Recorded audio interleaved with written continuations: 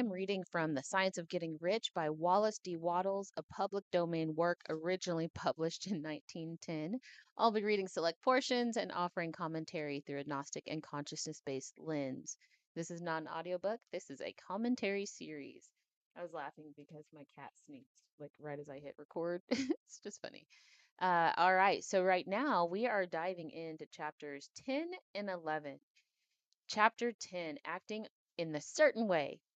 Thought is the creative power, or is the impelling force which causes the creative power to act. Thinking in a certain way will bring riches to you, but you must not rely upon thought alone, paying no attention to personal action. That is the rock upon which many otherwise scientific metaphysical thinkers meet shipwreck, the failure to connect thought with personal action. We have not yet reached the stage of development, even supposing such a stage to be possible, in which man can create directly from formless substance without nature's processes or the work of human hands.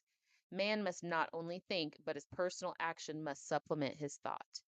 By thought, you can cause the gold in the hearts of the mountains to be impelled toward you, but will not mine itself, refine itself, coin itself into the double eagles, and come rolling along the road seeking its way into your pocket. Under the impelling power of the Supreme Spirit, I was almost saying Holy Spirit, same thing, right? Under the impelling power of the Holy Spirit, men's affairs will be so ordered that someone will be led to mine the gold for you. Other men's business transactions will be so directed that the gold will be brought toward you. And you must so arrange your own business affairs that you may be able to receive it when it comes to you. Your thought makes all things, animate and inanimate, work to bring you what you want, but your personal activity must be such that you can rightly receive what you want when it reaches you. You are not to take it as charity, nor steal it. You must give every man more in use value than he gives you in cash value. The scientific use of thought consists in forming a clear and distinct mental image of what you want, in holding fast to the purpose to get what you want, and in realizing with grateful faith that you do get what you want. Do not try to project your thought in any mysterious or occult way, which with the idea of having it go out and do things for you. That is wasted effort and will weaken your power to think with sanity. The action of thought in getting rich is fully explained in the preceding chapters. Your faith and purpose positively impress your vision upon the formless substance, which has the same desire for more life that you have, and this vision received from you sets all the creative forces at work in and through their regular channels of action, but directed toward you. It is not your part to guide or supervise the creative process. All you have to do with that is retain your vision, stick to your purpose, and maintain your faith and gratitude. But you must act in a certain way so that you can appropriate what is yours when it comes to you, so that you can meet the things you have in your picture and put them in their proper places as they arrive. You can readily see the truth of this. When things reach you, they will be in the hands of another man, who will ask the equivalent for them, and you can only get what is yours by giving another man what is his. Your pocketbook is not going to be transformed into fortunatuous's fortunatuous's fortunatus's purse, which shall be always full of money without effort on your part. This is the crucial point in the science of getting rich, right here where thought and personal action must be combined. There are very many people who, consciously or unconsciously, set the creative forces in action by the strength and persistence of their desires, but who remain poor because they do not provide for the reception of the thing they want for when it comes. By thought, the thing you want is brought to you. By action, you receive it. But whatever your action is to be, it is evident that you must act now. You cannot act in the past, and it is essential to the clearness of your mental vision that you dismiss the past from your mind. You cannot act in the future, for the future is not here yet. And you cannot tell how you will want to act in any future contingency until that contingency has arrived. Because you are not in the right business or the right environment now, do not think you must postpone action until you get into the right business or environment. And do not spend time in the present thinking thought as to the best course in possible future emergencies. Have faith in your ability to meet any emergency when it arrives. If you act in the present with your mind on the future, your present action will be divided with the divided mind and will not be effective. Put your whole mind in the present action. Do not give your creative impulse to original substance and then sit down and wait for your results. If you do, you will never get them. Act now. There is never any time but now, and there will never be any time but now.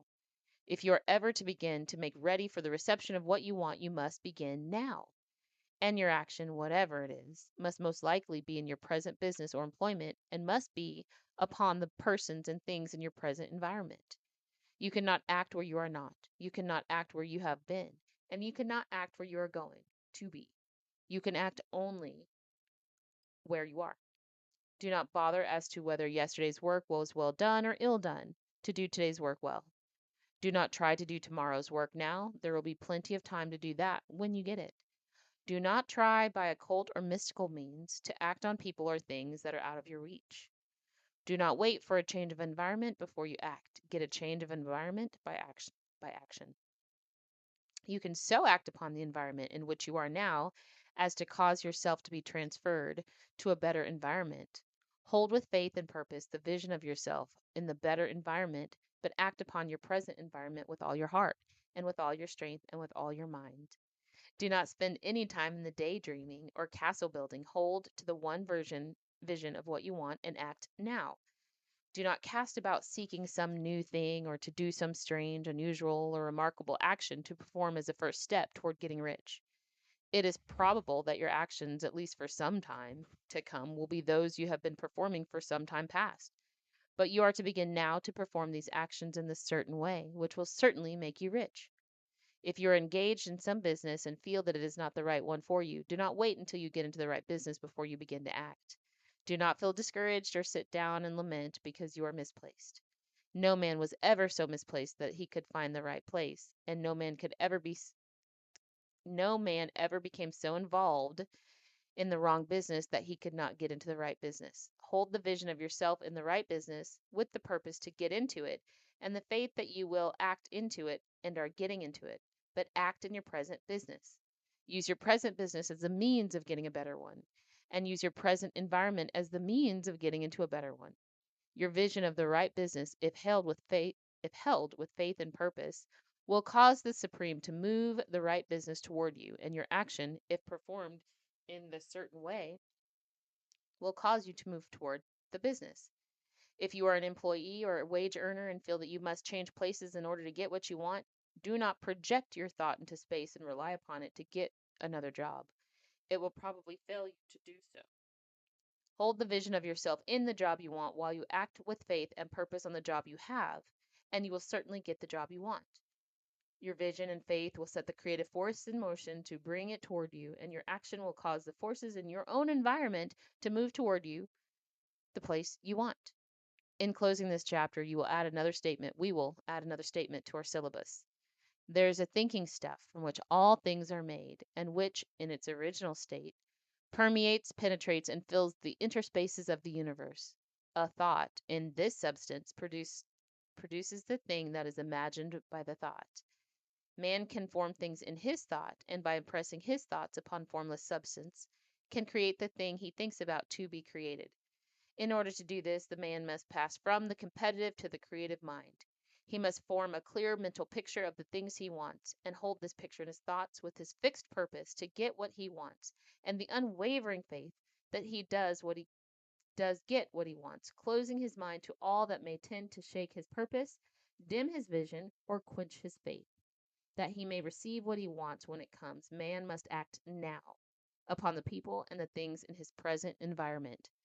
Mm.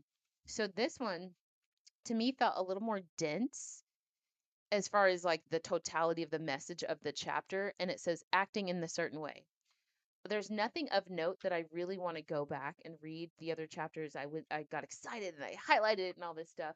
This particular chapter, in its own way, to me, basically said acting in that certain way is doing what you're doing. Like, so right now, today, what you're doing. Imagine tomorrow being kind of exactly the same thing, even though we're not living in the future. But doing it in a certain way is doing it knowing that you're getting rich. Doing it that if whatever's in your present circumstances, you know that you are acting, and you know that even me recording this right now at 4:53 p.m.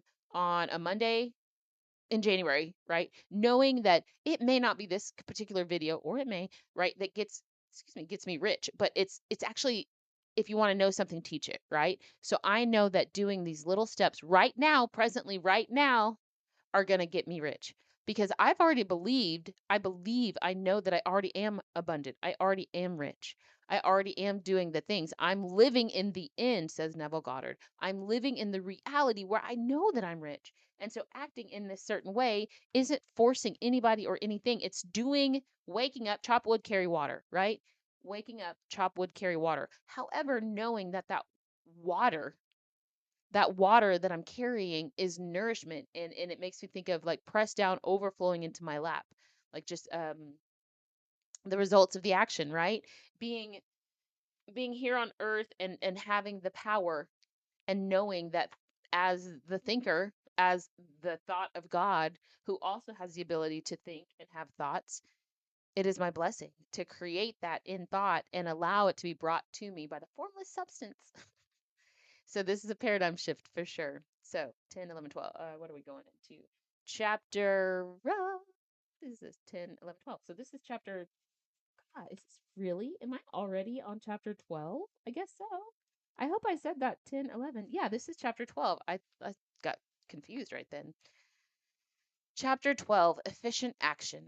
You must use your thought as directed in previous chapters and begin to do what you can where you are, and all you must do, all that you can do where you are. That's a fumble. You can advance only by being larger than your present place, and no man is larger than his present place who leaves undone any of the work pertaining to that place. The world is advanced only by those who more than fill their present places. If no man quite filled his present place, you can see that there must be a going backward in everything. Those who do not quite fill their present places are a dead weight upon society, government, commerce, and industry. They must be carried along by others at a great expense. The process of the world is retarded. Oof, this is from 1910. The progress of the world is slowed down only by those who do not fill the places they are holding. They belong to a former age and a lower stage or plane of life, and their tendency is toward degeneration. No society could advance if every man was smaller than his place. Social evolution is guided by the law of physical and mental evolution. In the animal world, evolution is caused by excess of life. When an organism has more life than can be expressed in the functions of its own plane, it develops the organs of a higher plane, and a new species is originated. There never would have been a new species had there not been organisms which more than filled their places. The law is exactly the same for you. Your getting rich depends on your applying this principle to your own affairs. Every day is either a successful day or a day of failure, and it is the successful days which you get what you want.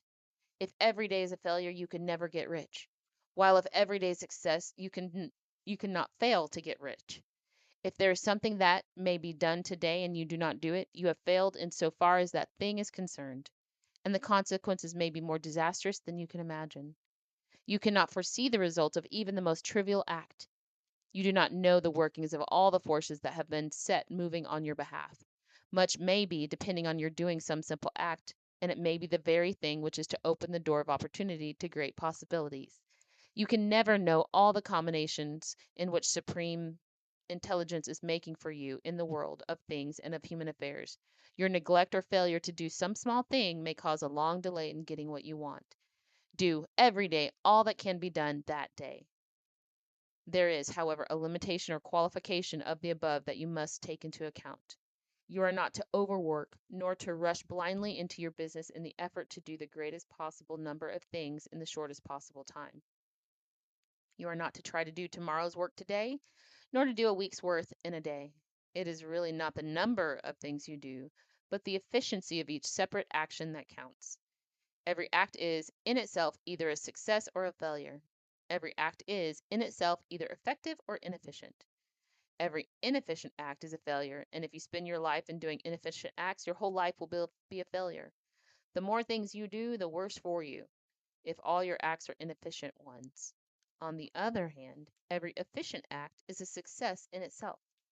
And if every act of your life is an efficient one, your whole life must be a success. The cause of failure is doing too many things in an efficient manner and not doing enough things in an efficient manner.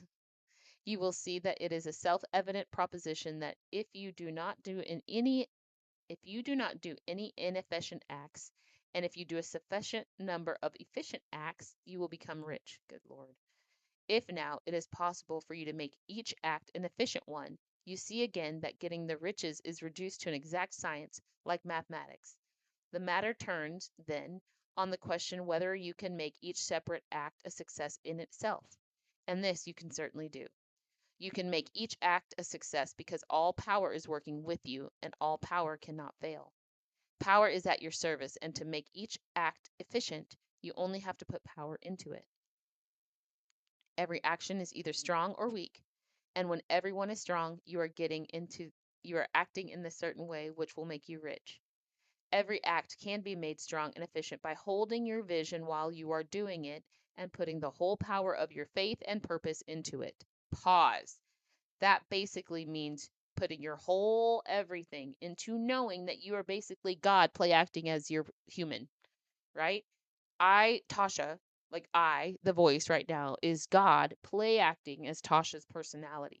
And so, as God play acting as Tasha, I know that even this act that I'm doing right now is certain, is real, it's strong because my faith in knowing who I am and living as the I am. And the purpose is to always sow seeds of wisdom and knowledge and give it away for free, knowing that this, my intention and my faith in the intention is right, true, and good.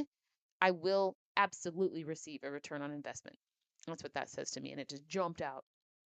It is at this point that the people fail to it is at this point that the people fail who separate mental power from personal action. They use the power of mind in one place and at one time, and they act in another place at another time. So their acts are not successful in themselves. Too many of them are inefficient. But if all power goes into every act, no matter how commonplace, every act will be a success in itself. And as in the nature of things, every success opens the way to other successes. Your progress toward what you want and the progress of what you want toward you will become increasingly rapid. So all power, it says, but if all power, ALL power, and it's all caps. So that tells me presence, being fully conscious in the right now moment, not trying to multitask, not having split mind, doing one thing while thinking another. But if you are consciously aware in any moment, if all power goes into every act, if I know that that these words are being read by God, by the fullness of my entire all the power that I have on the channel that is my mind, then I have no choice to be successful. Every act will be a success in and of itself, as is in the nature of things. Every success opens the way to other successes. Mm. Remember that successful action is cumulative in its results.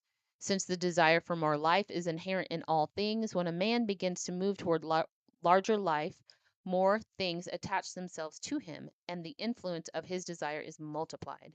Do every day all you can do that day, and do not act in an efficient. Oh my gosh!